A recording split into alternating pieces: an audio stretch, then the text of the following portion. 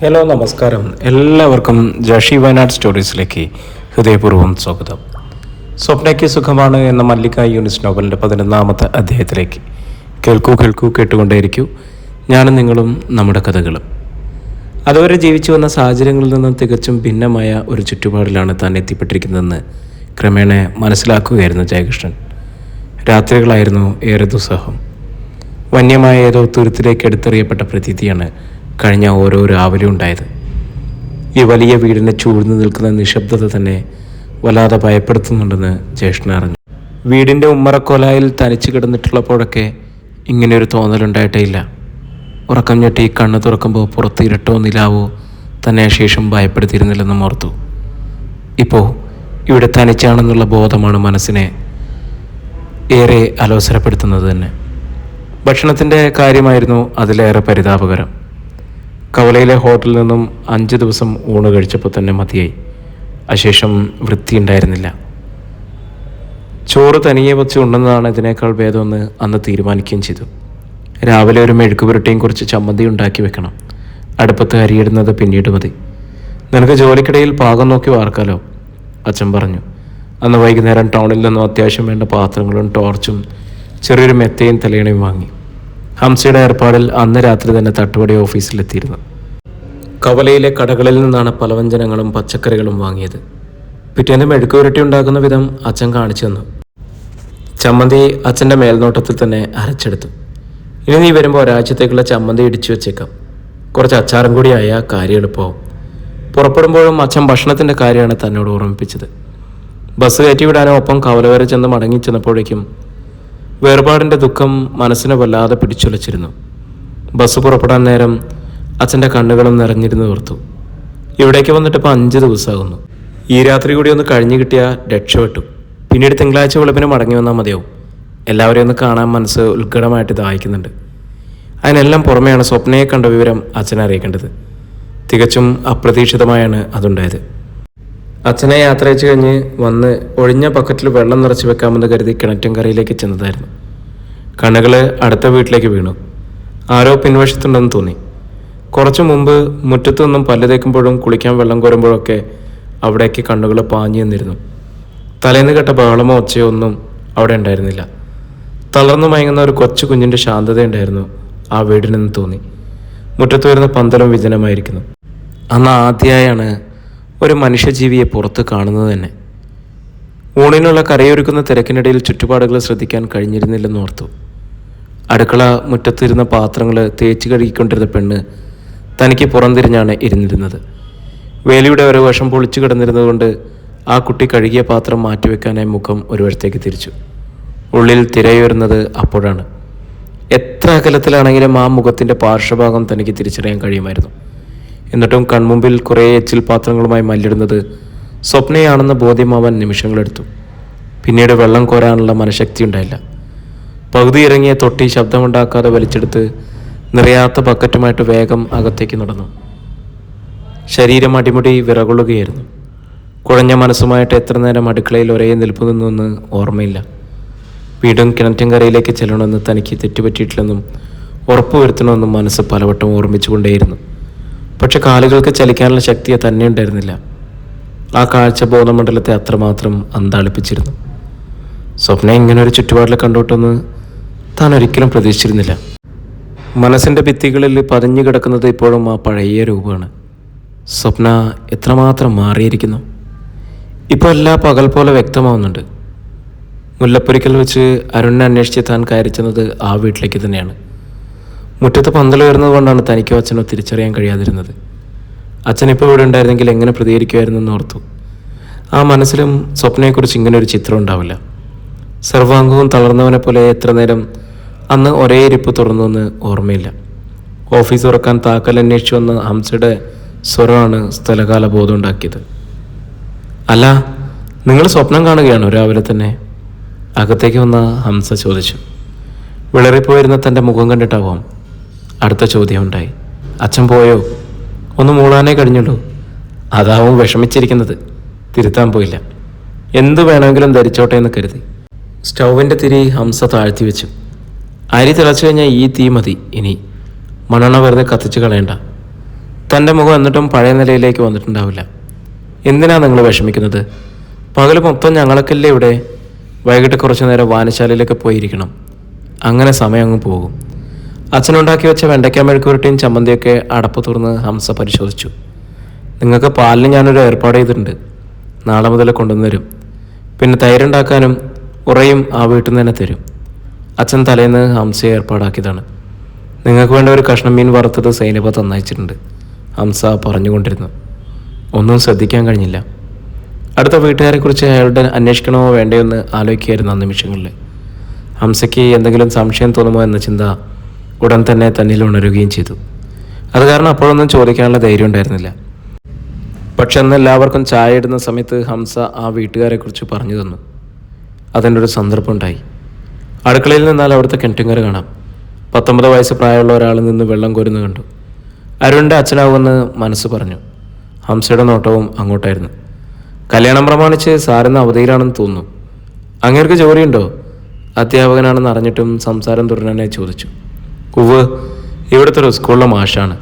വീണ്ടും എന്താണ് ചോദിക്കേണ്ടതെന്ന് ആലോചിച്ച് നിൽക്കുമ്പോൾ ഹംസ തുറന്നു. ബഹു രസം അവിടുത്തെ കാര്യങ്ങൾ. 3 പെൺപിള്ളേരും ഒരു മോനുമാണ് ആ സാറിനുള്ളത്. കഴിഞ്ഞുള്ള ഏതോ ഒരു വലിയ വീട്ടിലെ പെണ്ണിനെ മോൻ കടത്തിക്കൊണ്ടുവന്നു. അന്ന് വലിയ കോളിളക്കൊക്കെ ആയിരുന്നു ഇവിടെ.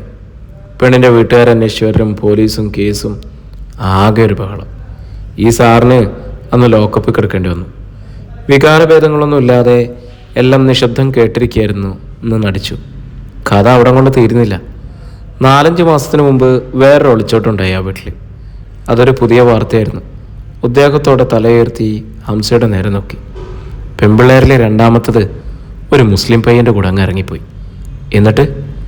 എന്നിട്ടെന്താ, പുകഞ്ഞ കൊള്ളി പുറത്തു തന്നെ. അവരെവിടെയോ ഒന്നിച്ച് ജീവിക്കുന്നു. ഇന്നലെ മൂത്ത പെണ്ണിൻ്റെ കല്യാണം നടന്നു. ഇനി സാറിന് വലിയ പ്രാരാബ്ദങ്ങളില്ല. 9-ലോ 10-ലോ അങ്ങാണ്ട് പഠിക്കുന്ന ഒരു കൊച്ചു പെണ്ണാ ഇനിയുള്ളത്. ജോലിയുണ്ടോ മോന്? ആകാംക്ഷ ഇറക്കി പിടിച്ചുകൊണ്ട് ചോദിച്ചു. അരുണ് ഏതോ ട്യൂട്ടോറിയൽ നടത്തുകയാണെന്നറിയാം. വടക്കെവിടെയോ ആണിപ്പോൾ. ഏതോ വീക്ക്ലിയുടെ ഓഫീസിൽ. വല്ലപ്പോഴും വരുന്നതൊക്കെ കാണാം. തുടർന്ന് എന്ത് ചോദിക്കണമെന്ന് ഒരു രൂപം ഉണ്ടായില്ല. 1000 ചോദ്യങ്ങൾ നാവിൻ്റെ തുമ്പിലുണ്ട്. സ്വപ്നയെക്കുറിച്ച് അറിയാനാണ് മനസ്സ് തിടുക്കം കിട്ടുന്നത്. പക്ഷെ എങ്ങനെയാണ് ചോദിക്കുക? ചായ ഗ്ലാസ്സിലേക്ക് പകരാൻ സഹായിക്കുന്നതിനിടയിൽ ഹംസയുടെ വാക്കുകൾ വീണ്ടും കാതിൽ വീണു. ആ പെങ്കൊച്ചിനെ കൊണ്ടുവന്ന കാലത്തൊന്ന് കാണേണ്ടതായിരുന്നു. എന്തൊരു കലയായിരുന്നു മുഖത്ത്. ഇപ്പോൾ വല്ലാത്തൊരു കോലം. അതിൻ്റെ കോലം തന്നെ തിരിഞ്ഞുപോയി. അതിൻ്റെ ഒരു യോഗം. ചോദ്യങ്ങളൊക്കെ അതോടെ നാവിൻ തുമ്പിൽ ഒതുങ്ങി. ഇപ്പോഴും മനസ്സിൽ എഴുന്നു നിൽക്കുന്നത് മറ്റൊന്നുമില്ല. എവിടെയായിരുന്നാലും സ്വപ്ന സുഖമായിരിക്കുന്നെന്ന് വിശ്വസിക്കാനാണ് തനിക്കിഷ്ടം. മംഗലത്തുള്ളവരുടെ വിശ്വാസവും തൻ്റേതിൽ നിന്നും ഭിന്നമാവില്ലെന്ന് തീർത്തു ഉറപ്പുണ്ട്. എല്ലാ സുഖ സൗകര്യങ്ങളും പുല്ലുപോലെ വലിച്ചെറിഞ്ഞുകൊണ്ട് ആഗ്രഹിച്ച ആളിനെ മതിയെന്ന് പറഞ്ഞാണല്ലോ സ്വപ്ന ഇറങ്ങി വന്നത്. എന്നിട്ടിപ്പോൾ കഴിഞ്ഞ 3-4 ദിവസമായിട്ട് ആ ജീവിതം താൻ മുന്നിൽ കാണുന്നുണ്ട്. അടുക്കള ജോലികളിൽ ഭൂരിഭാഗവും സ്വപ്നയ്ക്ക് തന്നെയാണെന്ന് തോന്നുന്നു. പിൻവശത്തെ മുറ്റത്ത് ആ രൂപം കാണുമ്പോൾ മനസ്സ് പിടയ്ക്കുന്നത് തൻ്റേതാണെന്ന് ജ്യേഷ്ഠൻ ഓർത്തു. ഒരിക്കൽ പോലും കൺവട്ടത്തേക്ക് ഇറങ്ങി ചെല്ലാനുള്ള ധൈര്യം ഉണ്ടായില്ല. കാണാതിരിക്കുകയാണ് ഭംഗി. താൻ ഈ വീട്ടിൽ താമസമുണ്ടെന്ന് അറിയുന്ന നിമിഷം സ്വപ്ന തളരും. അതേക്കുറിച്ച് ശരിക്കും ബോധ്യമുണ്ട്. പക്ഷേ ഈ ഒളിച്ചുകളി എത്ര നാളും നീണ്ടു നിൽക്കും? അത് ഇത്ര അടുത്ത് താമസിക്കുമ്പോൾ. ഇപ്പോൾ തന്നെ ആ അടുക്കള മുറ്റത്ത് ആരുമില്ലെന്ന് ഉറപ്പുവരുത്തിയാണ് കിണറ്റുംകരയിലേക്ക് താൻ ഇറങ്ങിച്ചെല്ലുന്നത് തന്നെ. അകത്തേക്കും കുളിമുറിയിലേക്കുമൊക്കെ വെള്ളം വെളുപ്പിന് തന്നെ കോരി വയ്ക്കും. പല്ല് തേക്കുന്നത് പോലും കുളിമുറിയിൽ നിന്നാണ്. പണ്ടെല്ലായ്പ്പോഴും സ്വപ്നയെ കാണാൻ ആഗ്രഹിച്ചവനാണ് താൻ. ആ കാര്യത്തിൽ താൻ ഭാഗ്യവാനാണെന്ന് കൂട്ടുകാർ പറഞ്ഞിട്ടുണ്ട്. പക്ഷെ എപ്പോഴും കൂടിക്കാഴ്ച ഉണ്ടാവാതിരിക്കാൻ മനസ്സ് വല്ലാതെ തീവ്രമായിട്ട് ആഗ്രഹിക്കുന്നുണ്ട്. അധ്യായം 32. മംഗലത്തെ ഗേറ്റ് കിടക്കുമ്പോൾ അച്ഛൻ്റെ താക്കീതായിരുന്നു കാതുകളിൽ മുഴങ്ങിക്കൊണ്ടിരുന്നത്. കൂടുതലൊന്നും പറയാൻ നിൽക്കണ്ട. സ്വപ്ന കുഞ്ഞിനെ കണ്ടു, സുഖമായിരിക്കുന്നുവെന്ന് മാത്രം പറഞ്ഞാൽ മതി. മുന്നോട്ട് നടക്കുന്നതിനിടയിൽ മംഗലത്തെ അമ്മയോട് പറയേണ്ട വാക്കുകൾ അടുക്കിപ്പെറുക്കി വെക്കുകയായിരുന്നുള്ളൂ. ആ മനസ്സ് മറ്റാരേക്കാളും അച്ഛനറിയാം. അതുകൊണ്ടാവും തനിക്ക് അങ്ങനെ ഒരു താക്കീത് കിട്ടിയത്. ഒന്നും അച്ഛനോട് പോലും പറയേണ്ടിയിരുന്നില്ലെന്ന് ഇപ്പോൾ തോന്നുന്നു. സത്യം മൂടി വെച്ച് ആ സ്നേഹനിധിയായ അമ്മയോട് മറ്റൊന്നും പറയേണ്ടതിൻ്റെ വിമ്മീട്ടം ഉള്ളിലുണ്ടായിരുന്നപ്പോൾ പൂമുഖത്ത് ആരും ഉണ്ടായിരുന്നില്ല. ബാലേന്ദ്രൻ സാറും ഭാര്യയും വൈകുന്നേരം വീട്ടിലുണ്ടാവില്ലെന്ന് അച്ഛൻ പറഞ്ഞിരുന്നു. പിന്നീട് ഉണ്ടാവാൻ സാധ്യതയുള്ളത് രമ്യയും ലക്ഷ്മിയമ്മയാണ്. താൻ സ്വപ്നയെ കണ്ട വിവരം അമ്മയൊഴിച്ച് ആരും അറിഞ്ഞിട്ടുമില്ല. ആ പേര് ഉച്ചരിച്ച് കേൾക്കുന്ന പോലും ബാലേന്ദ്രൻ സാറിന് ഇഷ്ടമല്ലെന്നാണ് പറഞ്ഞു കേട്ടിട്ടുള്ളത്. ഒന്നോർത്ത് അദ്ദേഹത്തെ കുറ്റം പറഞ്ഞിട്ട് കാര്യമില്ല. ഈ ജന്മം കൊണ്ട് പോലും കഴുകിക്കളയാൻ പറ്റാത്ത അപമാനമാണല്ലോ കുടുംബത്തിനുണ്ടായത്. സ്വപ്നയ്ക്ക് നിശ്ചയിച്ചുറപ്പിച്ച് വെച്ച് കല്യാണക്കാരോട് പോലും സമാധാനം പറയേണ്ട ചുമതല അദ്ദേഹത്തിന് മാത്രമായിരുന്നു. നാണക്കേട് കൊണ്ട് പുറത്തിറങ്ങാൻ പോലും വയ്യാതായി. കുറേ നാൾ കമ്പനിയിലേക്ക് വന്നില്ല. മുറിക്കകത്തേക്ക് ചടഞ്ഞുകൂടിയ ഒരു ഇരിപ്പായിരുന്നു. ഒടുവിലെ ഉറ്റവരുടെയും ബന്ധുക്കളുടെയും സ്നേഹപൂർണ്ണമായ ഉപദേശങ്ങളുടെ ഫലമായാണ് കുറച്ചെങ്കിലും മാറ്റം വന്നത്. എല്ലാം നടന്നു കഴിഞ്ഞ് ഒരു നീണ്ട കാലയളവ് പിന്നിട്ടിട്ടും സ്വപ്ന എന്ന രണ്ടക്ഷരം ഉച്ചരിക്കാൻ മംഗലത്തെ അമ്മയ്ക്ക് ധൈര്യം ഉണ്ടായിരുന്നില്ല. പക്ഷെ ആ മനസ്സിലെ തീ കെട്ടിട്ടില്ലെന്ന് മറ്റാരേക്കാളും നന്നായിട്ട് അച്ഛനറിയാം. അതുകൊണ്ട് മാത്രമാണ് താൻ സ്വപ്നയെ കണ്ട വിവരം അച്ഛൻ അവരോട് പറഞ്ഞത്. അങ്ങനെയെങ്കിലും ആ മനസ്സൊന്ന് തണുക്കട്ടെ എന്ന് അച്ഛൻ കരുതിയിട്ടുണ്ടാവും. ആ മുഖമൊന്ന് കാണേണ്ടതായിരുന്നു നീ. അവരുടെ എല്ലാ സങ്കടങ്ങളും ഒറ്റയടിക്ക് ഒഴിഞ്ഞു പോയതുപോലെ പിന്നീട് അങ്ങോട്ട് 100,000 ചോദ്യങ്ങളായിരുന്നു. എന്താ പറയേണ്ടതെന്ന് എനിക്കൊരു രൂപമില്ലാതായി. നീ അത്രയിടം വരെ ഒന്ന് ചെല്ലാൻ അവർ തന്നെ ആവശ്യപ്പെട്ടത്. ഉച്ചയ്ക്ക് ഉണ്ണാൻ വന്നപ്പോൾ മുതൽ അച്ഛൻ നിർബന്ധിക്കുകയായിരുന്നു. പോകണോ വേണ്ടയോ എന്ന് തീരുമാനിക്കാൻ ധാരാളം സമയമെടുത്തു. മുൻപൊരിക്കലും ഇങ്ങനെ ഒരു ധർമ്മസങ്കടം ഉണ്ടായിട്ടില്ല. പണ്ട് മംഗലത്തേക്ക് പോയി വരാൻ തനിക്ക് 100 വട്ടം സമ്മതമായിരുന്നു എന്ന് ഓർത്തു. ആകർഷണ ബിന്ദു മറ്റാരുമായിരുന്നില്ലല്ലോ. വേണ്ട, ഒന്നും ഓർക്കാതിരിക്കുന്നതാണ് നന്ന്. നഷ്ടസ്വപ്നങ്ങൾ തന്നെ എവിടെയും കൊണ്ടെത്തിക്കില്ല. പല ഉള്ളിൻ്റെ ഉള്ളിൽ അകാരണമായ സങ്കടങ്ങൾ ജനിപ്പിക്കുകയുള്ളൂ. ക്ഷീമപ്ലാവ് നിഴൽ വിരിച്ചിരിക്കുന്ന അടുക്കളമുറ്റം കടക്കുമ്പോൾ ബാല്യകാല സ്മരണകൾ മനോമുഖരത്തിൽ തിക്കിത്തിരക്കി വന്നു. ഈ പ്ലാവിൻ്റെ തണലിൽ അച്ഛനെയും കാത്ത് താൻ കഴിച്ചുകൂട്ടിയ പഴയ ദിനങ്ങൾ. ആരെങ്കിലും ക്ഷണിക്കാതെ വീട്ടിനകത്തേക്ക് കാലുകുത്താറുണ്ടായിരുന്നില്ല. നാണോ അപകർഷതാബോധമോ ഒന്നും ആയിരുന്നില്ല ഉള്ളിലപ്പോൾ. സമപ്രായക്കാരിയായിരുന്ന സ്വപ്ന കാണിച്ചിരുന്ന അകൽച്ചയായിരുന്നു കാരണം. ഒരേ ക്ലാസ്സിലിരുന്നിട്ടും താൻ വീട്ടിലേക്ക് ചെല്ലുമ്പോൾ ഒന്നുരിയാടാനോ അടുപ്പം കാണിക്കാനോ സന്മനസ് കൂട്ടാക്കിയിരുന്നില്ല സ്വപ്ന. എന്നിട്ടും തൻ്റെ മനസ്സ് സ്വപ്നയിലേക്ക് ഒഴുകിച്ചേർന്നത് ഓർക്കുന്നു. അതാണ് അത്ഭുതം. ഒരുപക്ഷെ പ്രായത്തിൻ്റെ വികൃതിയാവാം. അല്ല, ഇതാര്? വാതുക്കൽ ലക്ഷ്മിയമ്മയുടെ ചിരി ഉതിരുന്ന മുഖമുണ്ടായിരുന്നു. അടുക്കളത്തളത്തിൽ തന്നെ ഉണ്ടായിരുന്നു അമ്മയും. തന്നെ കണ്ട നിമിഷം ആ മുഖം പ്രഫുല്ലമായി. വാ മോനെ, വന്നിരിക്കി. ആ സ്വരത്തിൽ ആഹ്ലാദത്തിൻ്റെ നേരിയ ജ്വലനം. തനിക്കത് തിരിച്ചറിയാം. എതിരെയുള്ള സ്റ്റൂളിൽ ഇരിക്കുന്നതിനിടയിൽ അമ്മ ലക്ഷ്മിയമ്മയോട് പറഞ്ഞു, ചായ എടുക്ക്. ഞാൻ ചായ കുടിച്ചിട്ടാണ് വന്നത്. സാരമില്ല, ഇത്രയും നടന്നില്ലേ, ഒന്നുകൂടി ആവാം. അമ്മ ഒതുക്കത്തിൽ ചിരിച്ചു. അവരുടെ സ്വരത്തിൽ പോലും ഉത്സാഹം തിരയടിക്കുന്നുണ്ട്. മനസ്സ് നോവുന്നത് തൻ്റേതാണ്. ജോലിയൊക്കെ എങ്ങനെ? സുഖമാണോ?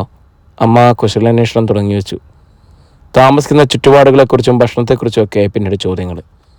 ചായയും ഒപ്പം കൊണ്ടുവന്ന പഴംപൊരിയും കഴിച്ചു തീർന്നിട്ടും അമ്മ കാര്യത്തിലേക്ക് വന്നിരുന്നില്ല. താൻ തുടങ്ങട്ടെ എന്ന് കരുതിയിട്ടാവും. എവിടെ എങ്ങനെ തുടങ്ങണമെന്ന് സംശയിച്ചിരിക്കുകയായിരുന്നു. സ്വപ്ന മോനെ കാണുകയും മറ്റും ഉണ്ടായോ? ഓർക്കപ്പുറത്തായിരുന്നു ചോദ്യമായിരുന്നത്. ഒച്ച വളരെ താഴ്ന്നിരുന്നു. മനസ്സിൽ തിരയുന്ന നിമിഷങ്ങൾ. ഇല്ല. വീണ്ടും എന്താണ് ചോദിക്കേണ്ടതെന്നറിയാതെ അമ്മ പരുങ്ങി. അവൾക്ക് സുഖമാണോ മോനെ?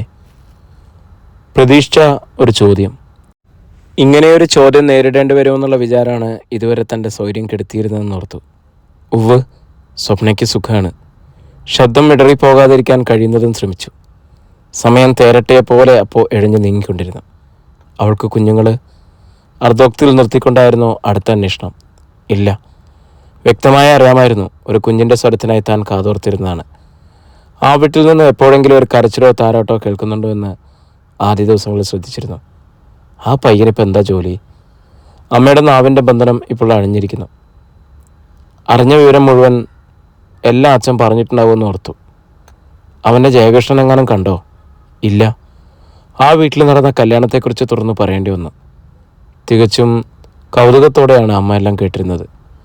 എനിക്കിപ്പോഴാണ് ജയകൃഷ്ണ കുറച്ചൊരു സമാധാനമായത്. എവിടെ ആയിരുന്നാലും അവൾ സുഖമായിരിക്കുന്നല്ലോ.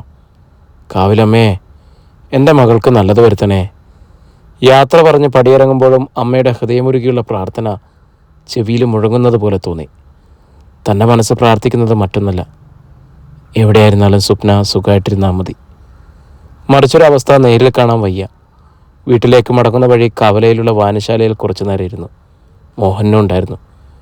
കണ്ടുമുട്ടിയവരിൽ നിന്നൊക്കെ അന്വേഷണങ്ങളുണ്ടായി. ജോലിയെക്കുറിച്ച്, സന്ധ്യ മയങ്ങിക്കഴിഞ്ഞാണ് വീട്ടിലേക്ക് ചെന്ന് കയറിയത്. തനിക്ക് കൊണ്ടുപോകാനായി അമ്മ കുറേ സാധനങ്ങൾ ഒരുക്കി വെച്ചിരുന്നു. ഒരാഴ്ചത്തേക്കുള്ള ചമ്മന്തിപ്പൊടി, അച്ചാറ്, മുളക് കൊണ്ടാട്ടം, മീൻ വറുത്തത് എല്ലാം ബാഗിൽ ഒതുക്കി വെച്ച് കഴിയുന്നതും അമ്മ ഒപ്പം നിന്നു. മീൻ വറുത്തത് 1-2 ദിവസത്തേക്ക് എടുത്തിട്ടുണ്ടായിരുന്നുള്ളൂ. ചീത്തയായി പോവേ, എല്ലാ ദിവസവും ഒന്ന് ചൂടാക്കി വെക്കണം. ഒരാഴ്ചത്തേക്കുള്ളത് തന്നയക്കാൻ കഴിയാത്തതിൽ അമ്മയ്ക്ക് സങ്കടം ഉണ്ടായിരുന്നെന്ന് തോന്നി. ഹംസയും രാമകൃഷ്ണൻ സാറും വസുന്ധരയൊക്കെ എന്തെങ്കിലും സ്പെഷ്യൽ തനിക്ക് വേണ്ടി കൊണ്ടുവരുമായിരുന്നു. എല്ലാവരും ഒന്നിച്ചാണ് ഊണ്. അവിടെ ഓഫീസറെന്നോ പ്യൂണെന്നോ വ്യത്യാസം ഉണ്ടായിരുന്നില്ല. 2 മേശ ഒന്നിച്ചിട്ട് തീൻമുറിയിൽ എന്ന പോലെയാണ് ഭക്ഷണം കഴിക്കുന്നത്. താനുണ്ടാക്കുന്ന ചമ്മന്തി ഉപ്പേരിയൊക്കെ പാത്രത്തോടെ അടുക്കളയിൽ നിന്ന് എടുത്തുകൊണ്ടുവരും. കരിങ്ങാലി വെള്ളം ഉണ്ടാക്കേണ്ടത് തൻ്റെ ഡ്യൂട്ടിയാണ്. ദിനചര്യങ്ങളെക്കുറിച്ചൊക്കെ പറഞ്ഞു കേട്ടപ്പോഴാണ് അച്ഛനെ കുറച്ചൊരു സമാധാനമായെന്ന് തോന്നിയത്. വെപ്പും കുടിയൊക്കെ എങ്ങനെയാവുന്നോ എന്തോ എന്നറിയാതെ വിഷമിച്ചിരിക്കായിരുന്നു ഞാൻ. അച്ഛൻ ഇടയ്ക്ക് പറഞ്ഞു, ഇവിടെ വന്നതിൻ്റെ പിറ്റേന്ന് വീണ്ടും അങ്ങോട്ടേക്ക് വരാനിറങ്ങി പുറപ്പെട്ടതാണ് നിൻ്റെ അച്ഛൻ. തനിച്ചാക്കി വന്നിട്ട് സമാധാനമല്ലോ. അമ്മ അച്ഛനെ കളിയാക്കാനുള്ള ശ്രമത്തിലായി. അച്ഛനിൽ നിന്നും പ്രതികരണം ഉണ്ടായില്ല. ഒരു മന്ദസ്മിതം ആ മുഖത്ത് വിരിഞ്ഞിരിക്കുന്നത് കണ്ടു. പിറ്റേന്ന് രാവിലെ ബസ് കയറ്റി വിടാൻ കവല വരെ അച്ഛനും വന്നു. രാത്രിയൊക്കെ പുറത്തിറങ്ങി അധികം നടക്കരുത്, ടോർച്ച് എപ്പോഴും കയ്യെത്താവുന്നിടത്ത് വെച്ചേക്കണം. അച്ഛൻ്റെ പതിവ് പല്ലവികൾ മൂളിക്കെട്ടു. വീണ്ടും തനിച്ചൊരു യാത്രയാണ് ഉണ്ടാവാൻ പോകുന്നത്. താൽക്കാലികമായിട്ട് വിട പറയുമ്പോൾ പഴയ വിതുമ്പലോ സങ്കടമോ ഒന്നും ഉണ്ടായിരുന്നില്ല.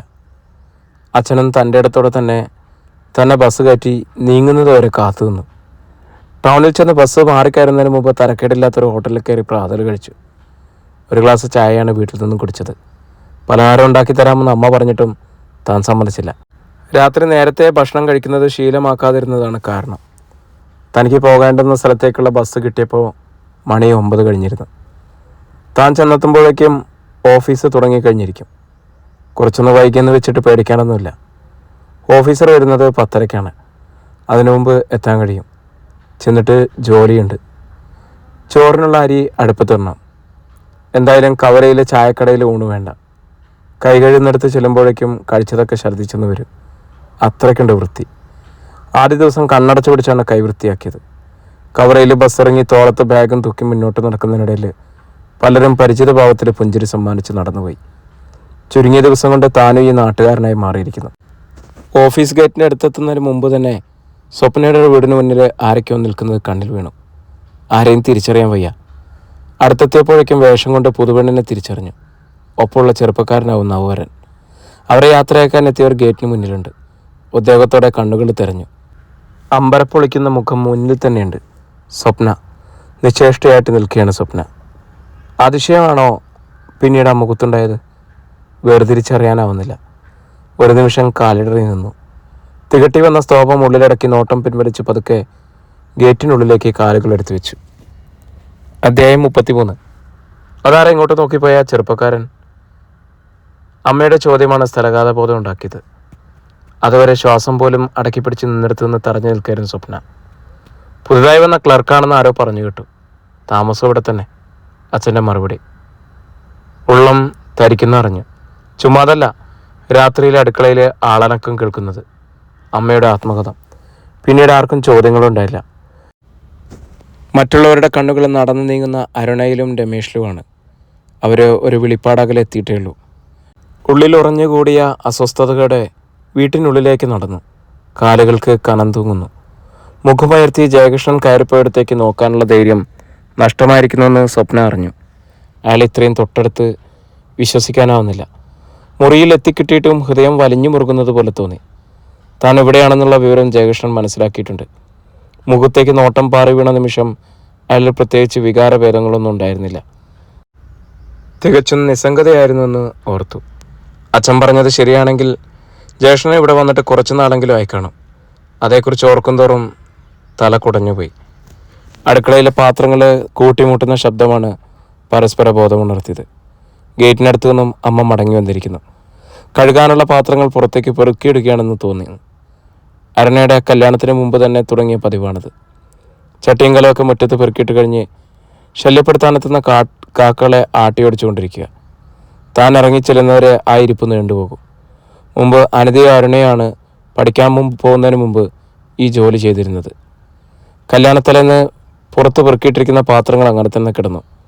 അരുണ ആ വശത്തേക്ക് തിരിഞ്ഞു നോക്കിയില്ല. എനിക്കിനി കുത്തിയിരുന്ന് പാത്രം തേക്കാനൊന്നും വയ്യ. വല്ലാത്ത നടുവേദന. ഇപ്പോൾ ആരോടൊന്നില്ലാതെ അമ്മ പറഞ്ഞുകൊണ്ടിരുന്നത് കേട്ടാണ് താൻ ഇറങ്ങിച്ചെന്നത്. രാവിലെ മുറ്റമടിക്കുന്ന ജോലി കഴിഞ്ഞാൽ അനിലെ പിന്നെ ഒന്നിനും കിട്ടില്ല. കവലയിലെ ഒരു ട്യൂട്ടോറിയലിൽ അവൾക്ക് ട്യൂഷനുണ്ട്.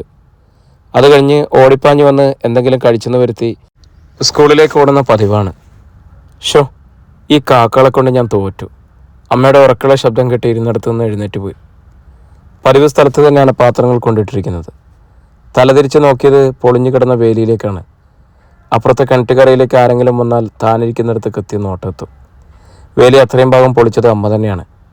കിണറ്റിലെ വെള്ളം പറ്റിയപ്പോൾ അതേ മാർഗം ഉണ്ടായിരുന്നുള്ളൂ. കിണറ്റിലെ ഒരിക്കലും വറ്റാത്ത കിണറാണ് ഓഫീസ് മുറ്റത്ത് കിടക്കുന്നത്.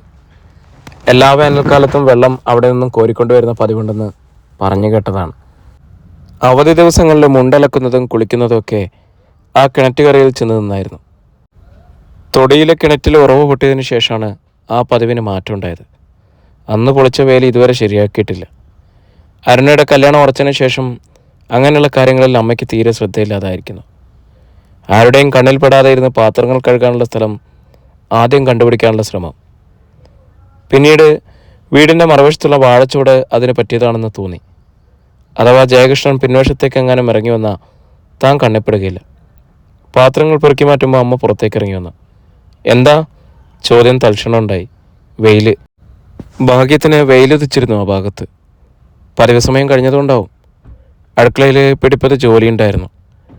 അരുണയും രമേശനും കൂടി ഉണ്ടായിരുന്നത് കൊണ്ട് പ്രാതലിന് വിഭവങ്ങൾ കൂടുതൽ ഉണ്ടാക്കേണ്ടി വന്നു. അടുക്കള വശത്തേക്ക് അരുണ തിരിഞ്ഞു നോക്കിയത് കൂടിയില്ല. ചുരുങ്ങിയ ദിവസങ്ങൾ കൊണ്ട് അവളുടെ സ്വന്തം വീട്ടിൽ അതിഥിയായി മാറിയിരിക്കുന്നു. താൻ വീട്ടിലേക്ക് ചെന്നാൽ ഇത് തന്നെയാവും സ്ഥിതി. അല്ലെങ്കിലും പണ്ടേ തന്നെ ആഹാരം കഴിക്കാൻ മാത്രമാണല്ലോ അടുക്കളയിൽ കയറിയിട്ടുള്ളത്. അതും അമ്മയോ ലക്ഷ്മിയമ്മയോ വിളമ്പിത്തരണം. ഇല്ലെങ്കിൽ അവരുടെ കൈയൊഴുന്നവരെ നോക്കി എത്ര നേരം വേണമെങ്കിലും കാത്തിരിക്കും. അമ്മയെക്കുറിച്ച് ഓർത്തപ്പോൾ വരണ്ട് കിടന്നിരുന്ന മനസ്സിൻ്റെ ഊഷ്മതയിൽ എവിടെ നിന്നോ ഒരു ഉറവ പൊട്ടിയതുപോലെ. ജ്യേഷ്ഠനെ കണ്ട നിമിഷം മനസ്സ് നൊമ്പരപ്പെട്ടതും മറ്റൊന്നുമല്ല. ഉള്ളിൽ കെട്ടടങ്ങിയെന്ന് വിചാരിക്കുന്ന കനലുകൾ വീണ്ടും ജ്വലിച്ചു തുടങ്ങിയിരിക്കുന്നെന്നറിഞ്ഞു. അയാളുടെ ചോദിച്ച വിവരങ്ങളൊക്കെ അറിയാമായിരുന്നു. അമ്മയേട്ടനും രമ്യയൊക്കെ സുഖമായിരിക്കുന്നുവെന്ന് അന്വേഷിക്കാമായിരുന്നു. പക്ഷെ എങ്ങനെ? വേലപ്പൻ നായരുടെ മകനാണെങ്കിൽ ജ്യേഷ്ഠനുമായിട്ട് തനിക്ക് അടുപ്പമൊന്നുമില്ല. ഒന്നിച്ച് ഒരേ ക്ലാസ് പഠിച്ചതൊക്കെയാണ്. എങ്കിലും ഓർമ്മ വെച്ച നാൾ മുതൽക്ക് ആൺകുട്ടികളുമായിട്ട് പ്രത്യേകിച്ചൊരകലം താൻ പാലിച്ചിരുന്നു എന്നോർത്തു. എന്നിട്ടാണ് മനസ്സിൻ്റെ പ്രയാണം അരുതാത്ത വഴികളിലൂടെ ആയത്. വേണ്ട, കഴിഞ്ഞു പോയതിനെക്കുറിച്ചൊക്കെ ഓർത്ത് മനസ്സ് പുണ്ണാക്കിയിട്ട് ഇനി എന്ത് ഫലം? ഇപ്പോൾ ഒരേ ഒരു പ്രത്യാശയിൽ കുരുങ്ങിക്കിടക്കുകയാണുള്ളത്. അരുണിന് താമസിക്കാതെ ജോലി ശരിയാവും. PSC ലിസ്റ്റിലെ നിയമനം തൊട്ടടുത്ത് വരെ എത്തിയിട്ടുണ്ട്. ഏതെങ്കിലും നല്ല ഡിപ്പാർട്ട്മെൻറ്റിൽ മതിയായിരുന്നു. ലിസ്റ്റിൽ പേരുണ്ടെന്നറിഞ്ഞ ദിവസം മുതൽ അരുണിൻ്റെ പല്ലവിയാണത്. താനും പ്രാർത്ഥിക്കാതിരുന്നില്ല. അഡ്വൈസ് മെമ്മോനും വന്നാലേ അപ്പം തന്നെ എഴുതി അറിയിക്കണം. തിങ്കളാഴ്ച യാത്ര പുറപ്പെടാൻ നേരം അരുൺ പറഞ്ഞതോർത്തു. ചെന്നെത്തിയ വിവരത്തിനുള്ള കത്ത് കയ്യിൽ വാങ്ങുമ്പോഴും അഡ്വൈസ് മെമ്മോ ആയിരുന്നു മനസ്സിൽ. പതിവ് മന്ദസ്മിതവുമായി തപാൽ ശിവായി ഗേറ്റ് കടന്ന് വന്നിട്ടും എന്തോ ഓർത്തമട്ടിൽ അവിടെ അങ്ങനെ നിന്നുപോയിരുന്നു. ഈയിടെയായിട്ട് അരുണിൻ്റെ കത്തുകൾക്ക് വേണ്ടി കാത്തിരിക്കുന്ന പോലെ ആ മെമ്മോയ്ക്കും കാത്തിരിപ്പ് തുടർന്നു. ജ്യേഷ്ഠനെ കണ്ടത് മുതൽ വീടിന് പുറത്തേക്കിറങ്ങുമ്പോൾ പരിസരം ശ്രദ്ധിക്കുക എന്നൊരു പതിവാക്കി. പക്ഷേ എത്ര ശ്രമിച്ചിട്ടും രാവിലെ പലതവണ നോട്ടം ചെന്ന് വീഴുന്നതൊക്കെ ആ മുഖത്തേക്ക് തന്നെയാവും. മുമ്പ് അവിടേക്ക് നോക്കുക പോലും ഇല്ലായിരുന്നു. അയാൾ താമസമുണ്ടെന്ന് അറിഞ്ഞതാണ് പ്രശ്നമായത്. മനഃപൂർവ്വം അല്ലെങ്കിലും കണ്ണുകൾ എപ്പോഴും അവിടേക്കായി. ജ്യേഷ്ഠൻ വെള്ളം കോരാനും കുളിക്കാനൊക്കെ ഇറങ്ങി വരുന്ന സമയത്താണ് കൂടിക്കാഴ്ചകൾ. വിറകെടുക്കാനോ ഇലമുറിക്കാനോ ഒക്കെ പുറത്തേക്ക് ഇറങ്ങി വരുന്നു. തൻ്റെ സൗകര്യം നോക്കി നിന്നാലും ശരിയാവില്ല. അമ്മയുടെ നാവിൽ നിന്നും എന്തൊക്കെ കേൾക്കേണ്ടി വരും. അനിലയ്ക്കും അച്ഛനും ഒക്കെ ചോറ് കൊണ്ടുപോകേണ്ടതാണ്. അത് കാരണം രാവിലെ നിന്ന് തിരിയാൻ പോലും സമയം ഉണ്ടാവില്ല. ഒരു തവണ ഇല മുറിച്ചു കൊണ്ടുവരുമ്പോൾ ജ്യേഷ്ഠൻ കുളിക്കാനുള്ള ഒരുക്കത്തിൽ വരുന്നത് കണ്ടു. ആ മുഖത്ത് നേരിയൊരു മന്ദസ്മിതം വിടർന്നിട്ടുണ്ടെന്ന് തോന്നി. ചിരിക്കാൻ മറന്നത് താനാണ്. പിന്നീട് മോശമായി എന്നോർത്തു. അയാളെന്ത് വിചാരിച്ചിട്ടുണ്ടാവും? ഓരോ കൂടിക്കാഴ്ചകൾ കഴിയുന്തോറും ഉള്ളിൽ അസഹ്യത ചേക്കേറിക്കൊണ്ടിരിക്കുകയാണെന്ന് സ്വപ്ന അറിഞ്ഞു. ഇത്രയും അടുത്തറിയാവുന്ന ഒരു വ്യക്തിയുടെ സാന്നിധ്യം തൻ്റെ ജീവിതത്തിലുണ്ടാവുന്നത് അംഗീകരിക്കാൻ മനസ്സ് സന്നദ്ധമാവുന്നില്ല. കൂടുതലും അമ്മയുടെ പ്രകൃതി ഓർത്തിട്ടാണ്. ആവശ്യത്തിലും അനാവശ്യത്തിലും അവർ ഒച്ചയെടുക്കാറുണ്ട്. ഒന്ന് കാതോർത്താൽ അയൽക്കാർക്കൊക്കെ കേൾക്കാം. പകൽ താനും അമ്മയും മാത്രമേ വീട്ടിലുള്ളൂ എന്ന് ചുറ്റുവട്ടത്തുള്ളവർക്കൊക്കെ അറിയുകയും ചെയ്യാം. കഴിഞ്ഞുപോയ ഒരു പകൽ ഉച്ചയ്ക്ക് കുടിക്കാൻ വെള്ളമെടുത്ത ഗ്ലാസ് കയ്യിൽ നിന്നൊന്ന് വീണ് പൊട്ടി. നശിപ്പിക്കുക ഓരോന്നായിട്ട്. ഇവിടെ കുടുംബസ്വത്ത് കൊണ്ടുവന്നിട്ടൊന്നുമില്ലല്ലോ. അടുക്കള മുറ്റത്തു നിന്നും അമ്മ വിളിച്ചു പറഞ്ഞു. മനസ്സ് നൊന്ത നിമിഷങ്ങൾ. ചില്ലുകൾ പെറുക്കി പുറത്തേക്ക് വരുമ്പോൾ കിണറ്റിൻകരയിൽ ജയകൃഷ്ണൻ നിൽക്കുന്നത് കണ്ടു. അമ്മ പറഞ്ഞത് അയാൾ തീർച്ചയായും കേട്ടിട്ടുണ്ടാവും. ഉള്ളിൽ ജാളിതയുണർന്നു. പൊട്ടിയ ചില്ലുകൾ പറമ്പിൻ്റെ മൂലയ്ക്കൽ കുഴിച്ചിട്ട് തിരിച്ചു വരുന്നത് വരെ തല ഉയർത്തിയില്ല. അന്ന് രാത്രി മുഴുവൻ അതേക്കുറിച്ചായിരുന്നു ചിന്ത. ഇനിയെങ്കിലും മറ്റൊരിടത്തേക്ക് മാറി താമസിക്കാൻ നന്നെന്ന് തോന്നി. അരുണിൻ്റെ ജോലിസ്ഥലത്ത് വീടെടുക്കുന്ന കാര്യം പണ്ടേ ഉപേക്ഷിച്ചതാണ്. PSC നിയമനം ദൂരെ എവിടേക്കെങ്കിലും വാങ്ങി ഒഴിഞ്ഞു പോകണം. അതാണ് ബുദ്ധി. ഇനിയും ഈ ശകാരവും കുത്തുവാക്കും കേൾക്കാൻ വയ്യ. അരുൺ വന്നപ്പോൾ ആദ്യം പറഞ്ഞത് ജയകൃഷ്ണൻ അപ്പുറത്തുള്ളതിനെക്കുറിച്ചായിരുന്നു. ഉവ്വോ, അരുണിന് അതിശയായി. എന്നിട്ട് നീ സംസാരിച്ചോ? തുടർന്ന് ചോദ്യങ്ങളുണ്ടായി. കൊള്ളാം, ഞാനോ? സംസാരിക്കാഞ്ഞത് എന്ത്? വീട്ടിലെ കാര്യങ്ങളൊക്കെ അറിയാമായിരുന്നില്ലേ? അങ്ങോട്ട് കയറി സംസാരിക്കാൻ തക്കവണ്ണുള്ള അടുപ്പമൊന്നും എനിക്കില്ല അയാളോട്. ഞാനെന്നാൽ ഇങ്ങോട്ട് കൂട്ടിക്കൊണ്ടുവരാം. വേണ്ട, അങ്ങനെ പറയാനാണ് നാവ് ഒരുങ്ങിയത്. എന്തുകൊണ്ടോ മടി തോന്നി. അല്ലെങ്കിലും അരുൺ സ്ഥലത്തുണ്ടായിരുന്ന 2 ദിവസം ആ വീട് ഇരുളടഞ്ഞു കിടന്നിരുന്നു. ജ്യേഷ്ഠൻ വീട്ടിൽ പോയിട്ടുണ്ടാവുമെന്ന് കരുതി. ശനിയാഴ്ച ഉച്ച കഴിഞ്ഞ് ഇരുവരും ഒന്നിച്ച് ടൗണിലേക്ക് പോയി. താൻ ആവശ്യപ്പെട്ടിട്ടായിരുന്നു. മാസങ്ങളായി ആഗ്രഹിക്കുന്നതാണ് ഒന്നിച്ച് പുറത്തേക്കുള്ള യാത്ര. ഒരു ഫിലിം കണ്ടിട്ട് തന്നെ വർഷങ്ങളാകുന്നു. അരുണിൻ്റെ പോക്കറ്റിൻ്റെ കനം അറിയാവുന്നത് കൊണ്ടാണ് അങ്ങനെയുള്ള ആഗ്രഹങ്ങളൊക്കെ മുളയിലെ നുള്ളിക്കളയുകയാണ് പതിവ്. ഓരോ മാസവും വന്നു പോകുന്നതിൻ്റെ 150 രൂപയോളം യാത്രാ ചെലവിന് തന്നെ മാറ്റിവെക്കണം. മാസം തോറും അമ്മയെ ഏൽപ്പിക്കുന്ന രൂപയിൽ കുറവെങ്ങാനും വന്നാൽ പിന്നീട് അത് മതി കലഹം ഉണ്ടാവാൻ. അന്ന് തൻ്റെ ആഗ്രഹം പുറത്തിടാൻ ഒരു കാരണമുണ്ടായിരുന്നു. അരുണയും രമേശും കൂടി വന്ന ഒരു ഞായറാഴ്ച വൈകുന്നേരം അവരൊന്നിച്ചൊരു ഫിലിമിന് പോയി. ഞങ്ങൾ ഫിലിമിന് പോവാണ്. ഊണ് കഴിച്ചുകൊണ്ടിരുന്നപ്പോഴാണ് അവൾ എല്ലാവരുമായിട്ടിട്ട് പറഞ്ഞത്. കൂടുതൽ സമയമെടുത്ത് ഒരുങ്ങുകയും ചെയ്തു. കല്യാണം കഴിഞ്ഞതോടെ അരുണയിൽ പ്രത്യക്ഷമായ മാറ്റം വന്നിരുന്നു. ശരീരമാകെ ഒന്നുരുണ്ടു. കണ്ണുകളിൽ നവ്യമായ തിളക്കവും ചുണ്ടുകളിൽ നിറവും വെച്ചിരിക്കുന്നു. അവൾ വീട്ടിൽ വന്നു കഴിഞ്ഞാൽ ആകെ ഒരു ബഹളമാണ്. ഏത് സമയം രമേശിൻ്റെ പിന്നാലെ ഉണ്ടാവും. അത് കാണുമ്പോൾ ഉള്ളിൽ നേരിയ ഒരു അസൂയ വേറെ എടുക്കാതിരുന്നില്ല.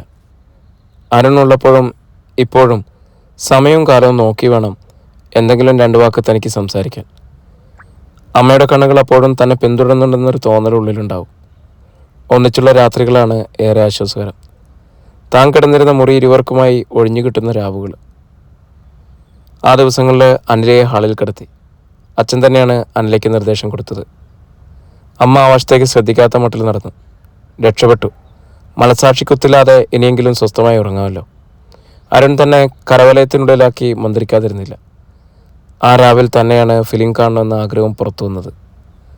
അരുൺ ഒരു വാക്കുപോലും തടസ്സം പറഞ്ഞില്ല. മനസ്സൊരു ചിത്രശലഭമായി മാറിയ മണിക്കൂറുകൾ. പിറ്റേന്ന് ഫിലിമും കണ്ട് ഹോട്ടലിൽ കയറി ഭക്ഷണവും കഴിച്ച് താൻ തടയാൻ ശ്രമിച്ചിട്ടും അരുൺ നിർബന്ധിച്ചു. ലൈറ്റായിട്ട് എന്തെങ്കിലും കഴിക്കാം, അതിനുള്ള രൂപയൊക്കെ എൻ്റെ കയ്യിലുണ്ട്. അരുൺ തന്നെ മനസ്സറിഞ്ഞിട്ടെന്നോണം പറഞ്ഞു.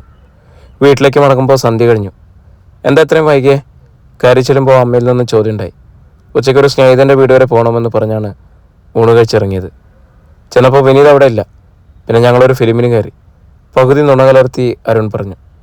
അല്ലെങ്കിലും എനിക്കറിയാം അവിടെ നിങ്ങൾ ഫിലിമിന് തന്നെയാണ് ഇവിടുന്ന് കെട്ടിയൊരുങ്ങി പോയതെന്ന്. പ്രതികരണം തീരെ പ്രതീക്ഷിക്കാത്തായിരുന്നു. അനന്തമ്പേ, ഒരു ഫിലിം കണ്ടെന്ന് വെച്ചെന്താ? അരുൺ സാധാരണ മട്ടിലായിരുന്നു അപ്പോഴും. കണ്ടതിന് ഞാനൊന്നും പറയുന്നില്ല, ഇനിയും പോയി കാണ്. പക്ഷേ ഒരു പെങ്കൊച്ചു ഇവിടെ ഉണ്ടെന്ന കാര്യം നീ മറന്നു. നിന്റെ കെട്ടിയോൾ മറന്നാലും നിനക്ക് ഓർമ്മയുണ്ടാവുമെന്ന് ഞാൻ കരുതി. അവളെയും കൂടി ഒന്ന് കൊണ്ടുപോയാൽ എന്താ മാന ഇടിഞ്ഞു വീഴുമായിരുന്നോ? അമ്മ കരുതിക്കുട്ടി സംസാരിക്കുകയാണെന്ന് തോന്നി. അവിടെ ക്ലാസ് മുടക്കണ്ടെന്ന് കരുതിയിട്ടില്ല അമ്മേ. പോരാഞ്ഞിട്ട് 10ാം ക്ലാസ്സും. അല്ലെങ്കിൽ നിന്നെ എനിക്കറിയാവിടാ. കൂടപ്പുറപ്പുകളോട് പണ്ടേ സ്നേഹമില്ലല്ലോ നിനക്ക്. അരുൺ അതിന് മറുപടി പറയാൻ നിന്നില്ല. പക്ഷേ ആ മുഖം ചുവക്കുന്നത് കണ്ടു. അമ്മയുടെ സ്ഥിരം പല്ലവിയാണത്, കൂടപ്പുറപ്പുകളോട് സ്നേഹമില്ലാത്തവൻ എന്ന വിശേഷണം. തന്നെ ആ വീട്ടിലേക്ക് കൂട്ടിക്കൊണ്ടുവന്ന കാലം മുതലേ ആവശ്യത്തിനും അനാവശ്യത്തിനും ആ വിശേഷണം അമ്മ സംഭാഷണത്തിനിടയ്ക്ക് വലിച്ചഴയ്ക്കാറുണ്ട്. അത് കേൾക്കുമ്പോൾ തന്നെ അരുണിന് പ്രാണസങ്കടമാണ്. മുറിയിലേക്ക് ചെല്ലുമ്പോൾ അരുൺ വേഷം പോലും മാറാൻ നിൽക്കാതെ കിടക്കയിൽ നീണ്ടു നിവർന്ന് കിടന്നു കഴിഞ്ഞിരിക്കുന്നു. വന്നു കയറുന്നവരെ ഉള്ളിൽ അണപൊട്ടി നിന്നിരുന്ന ആഹ്ലാദം അസ്തമിച്ചു. ആ രാത്രി മുറിയിൽ തനിച്ചായപ്പോൾ മൗനം ഇരുവർക്കുമിടയിൽ തിരശീല വീഴ്ത്തിയിരുന്നു. പോസ്റ്റും ദൂരെ എവിടേക്കെങ്കിലും വാങ്ങി നമുക്കിവിടുന്ന് പോകാറുണ്ട്. ഏത് നരകത്തിലായാലും വേണ്ടില്ല. എനിക്ക് ഈ കുത്തുവാക്ക് ഇനി കേൾക്കാൻ വയ്യ. ആ മാറിൽ മുഖമടത്തി വിതുമ്പി. പോകാം, പോകുന്നതാണ് നല്ലതെന്ന് എനിക്കിപ്പോൾ തോന്നുന്നുണ്ട്. മന്ത്രണം കാതിനരികിലുണ്ടായി. അതിനെന്താ വേണ്ടത്? ദൂരെ എവിടേക്കെങ്കിലും വാങ്ങാൻ. അഡ്വൈസ് മെമ്മോ വരട്ടെ? ഡിപ്പാർട്ട്മെൻറ്റ് ഏതെന്ന് അറിയണം. എന്നിട്ട് ആരുടെയെങ്കിലും കാല് പിടിക്കാം. അതേ പറ്റൂ. പ്രതീക്ഷകൾ മുട്ടിടുകയായിരുന്നു ഉള്ളിൽ. പക്ഷേ പ്രിയരെ, നമ്മുടെ കഥ ഇവിടെ തുടരുകയാണ് കേട്ടോ. ഇതിൻ്റെ അടുത്ത ഭാഗമായിട്ട് നാളെ നമുക്ക് വീണ്ടും കാണാം അല്ലേ? എന്താണ് ആ പക്ഷി എന്നറിയണ്ടേ? അപ്പം വീണ്ടും കാണാമെന്നുള്ള പ്രതീക്ഷയിൽ നിങ്ങളുടെ സ്വന്തം ജാഷി വയനാട്. കേൾക്കൂ കേട്ടുകൊണ്ടേയിരിക്കും. ഞാനും നിങ്ങളും നമ്മുടെ കഥകളും.